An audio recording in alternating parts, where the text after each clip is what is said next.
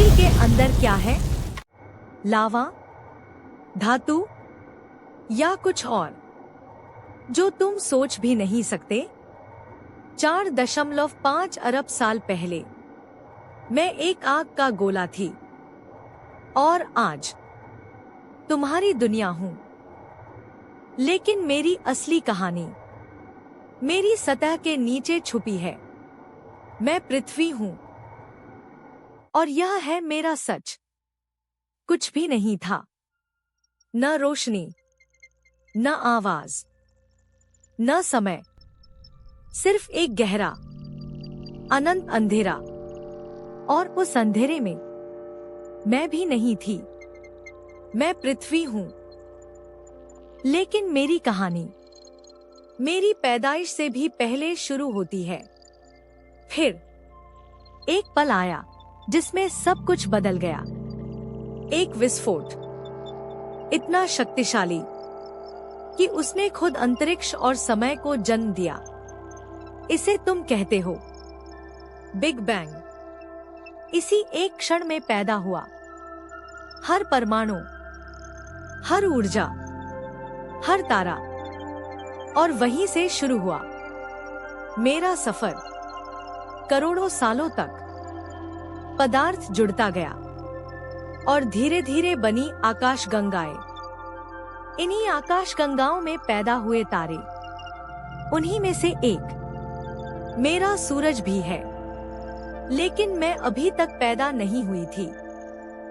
4.6 अरब साल पहले गैस और धूल का एक विशाल बादल ढह गया।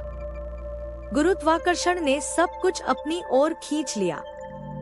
बीच में बना सूरज और उसके चारों ओर घूमने लगे छोटे छोटे कण। ये कण टकराते रहे, जुड़ते रहे और धीरे धीरे बनने लगे ग्रह।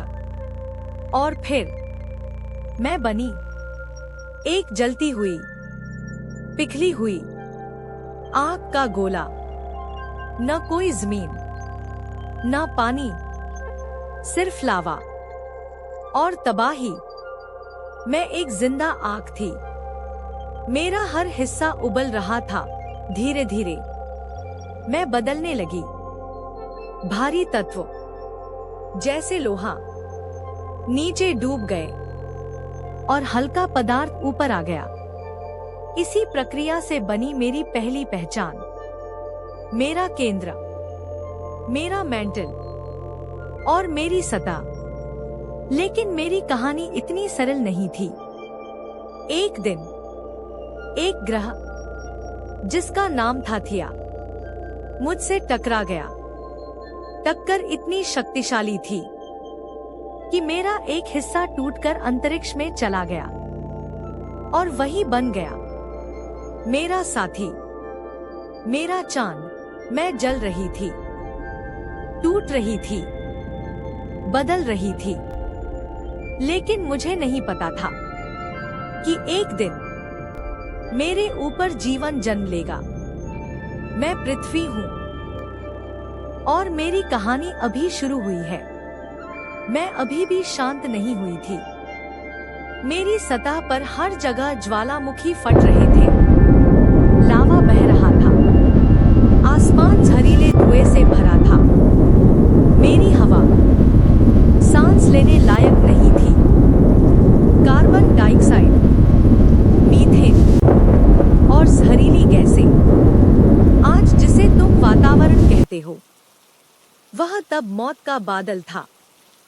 लेकिन धीरे धीरे कुछ बदलने लगा। ज्वालामुखियों से निकलती भाप आसमान में जमने लगी। बादल बने और फिर करोड़ों सालों तक बारिश हुई। न दिन का पता, न रात का, सिर्फ बारिश। इतनी बारिश कि मेरी सतह ठंडी होने लगी। और फिर पहली बार मेरे ऊपर पानी जमा होने लगा। छोटी छोटी झीलें बढ़कर महासागर बन गईं। यहीं बने मेरे महासागर। अब मैं सिर्फ आग नहीं थी, मैं एक नई दुनिया बन रही थी।